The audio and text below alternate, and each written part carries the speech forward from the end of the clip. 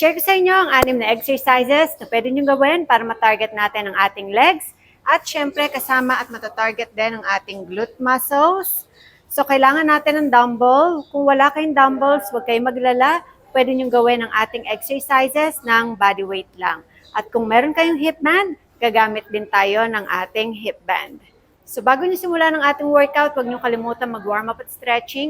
For our first exercise, ang ating goblet squat, narrow stance. Shoulder width apart, core tight. I-vacuum ang inyong tiyan paloob para sa ating quads.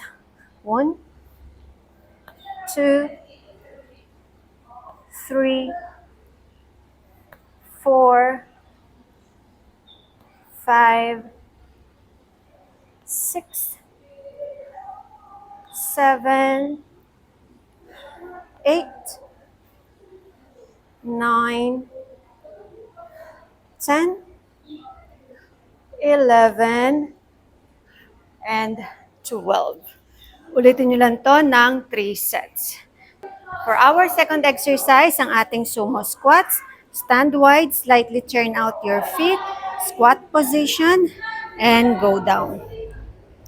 1, 2, 3,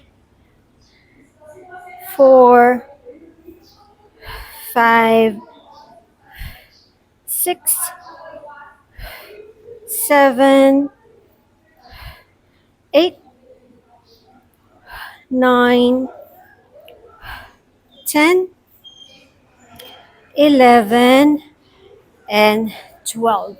So, 12 repetitions, superset natin magkasunod ang ating sumo squats. After nyan, ang ating RDL. So, stand, shoulder width apart, slightly bend your knees, core tight, and then hinge from your hips.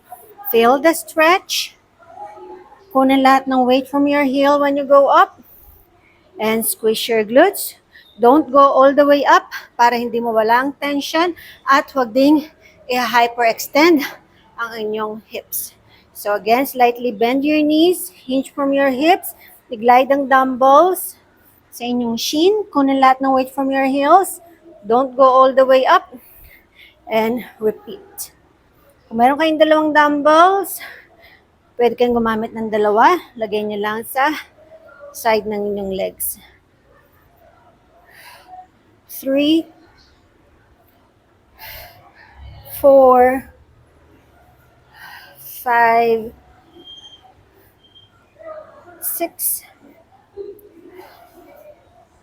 7, 8,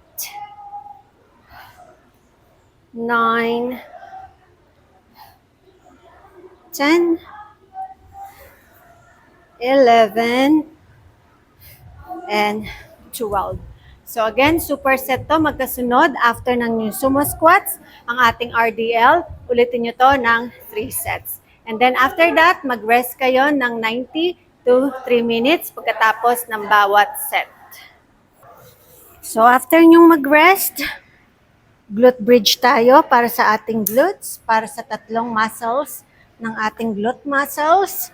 So ang inyong paa, stretch out ang leg, lagyan ng mark ang inyong knee, sa may bandang knee, doon ilagay ang inyong paa. And then, press lahat ng weight from your heels. When you go up, squish your glutes. And then, hold for 2 seconds. And slowly go down. Hindi magre-rest ang inyong butt sa floor para tuloy-tuloy ang ating tension. Squeeze. 2, 3, 4, 5, 6, 7, 8, 9, 10, 11, and 12. Hold for 10 to 15 seconds. 1, 2, 3. Squish your glutes. 4, 5, 6, 7, 8, 9, 10, 11, 12, 13, 14, and 15. So, rest ulit kayo ng 90 seconds to 3 minutes and then gawin nyo to ng 3 sets. And for our fifth exercise, ang ating Bulgarian split squats, kailangan natin ng chair or kaya naman yung bench, siguraduhin na hindi lalagpas sa ating tuhod ang height ng ating chair or a bench. So, challenging ang exercise na to, pwedeng body weight lang. So, para malaman natin ang ating distance sa chair, stretch out your leg. And then, ilagay ang isang paa sa likuran. Unang ibaba ang tuhod. Siguraduhin ang inyong front knee ay hindi lalagpas sa inyong toes or sa daliri ng inyong mga paa. Core tight.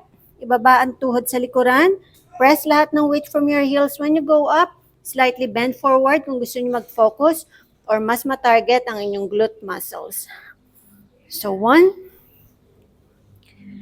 2, 3, 4,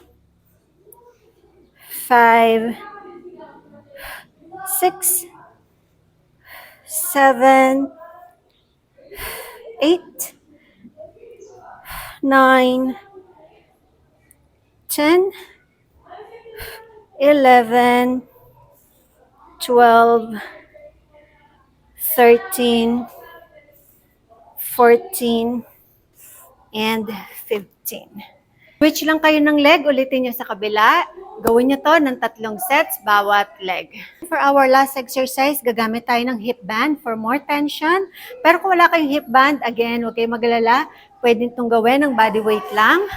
Or kaya naman, for more tension, pwede nyo ilagay dito ang inyong dumbbell.